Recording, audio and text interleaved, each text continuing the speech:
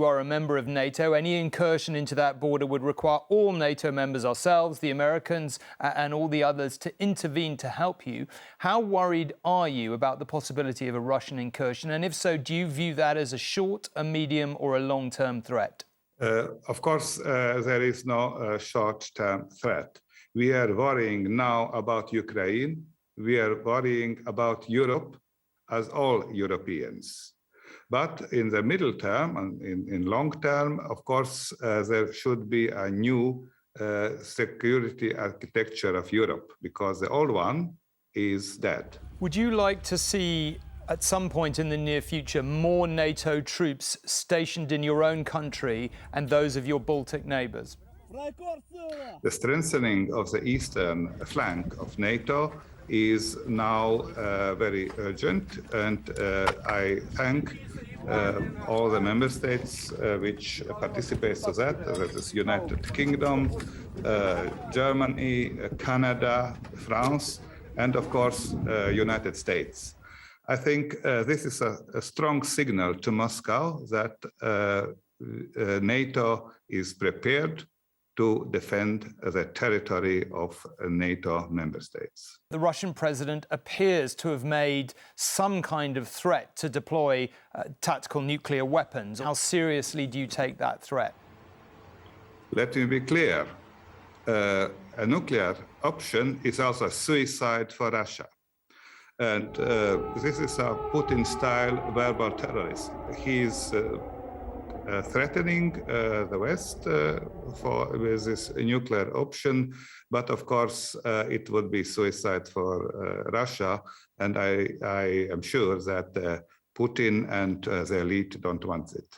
There are some people in the West who would say the difficulty in this is Western leaders probably now agree that if Mr. Putin is allowed to succeed, you know, in inverted commas, I mean, it looks as if he'll have to raise it to the ground, but if he is successful in his terms in conquering Ukraine, that his attention may well then begin to turn to countries like yours. And therefore, it is essential that he be defeated in Ukraine. But we're, of course, not willing to get involved militarily. Do you think that's the right decision? We are all equal member states of NATO, and equally Article 5 applies to all member states. I would like to repeat that the attack is in principle not only to the Ukraine, but also to the Western democracies and Western values. And Western democracies should be able to defend themselves. If we are looking objectively, then we can see that by economy, politically, and also in military terms, the Western alliances, European Union, of course, NATO, is much more stronger than Ukraine.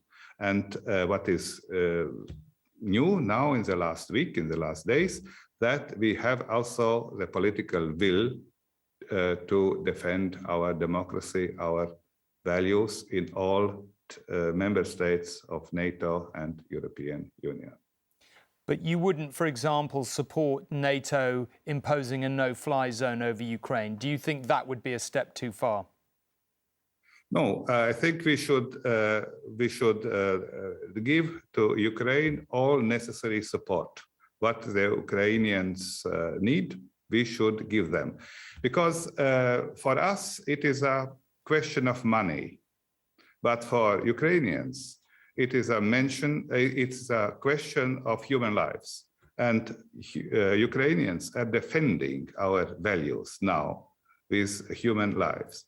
And it is our duty to support Ukraine. What is your own intelligence and that of your country about what's really going on in the Kremlin? We hear about the possibility of quite significant amounts of dissent, about key members of the regime who didn't necessarily support this invasion and have massive doubts. It's impossible to verify these. What's your own assessment of what is going on inside the Russian hierarchy? There are some signs that some members of the elite are not satisfied with this development. And we will see how the situation will go further. We see also that, for example, members of elite, not only in military, but also in civil elite are not satisfied. Also, we have seen demonstrations of the people on the streets of Petersburg, of Moscow. There are encourages signs, and I think each day of war is each day against Putin's plan. Mr. President, I know these are very tense times and you're extremely busy, so thank you very much indeed for taking the time to join us. Yeah, thank you very much. All the best. And to you.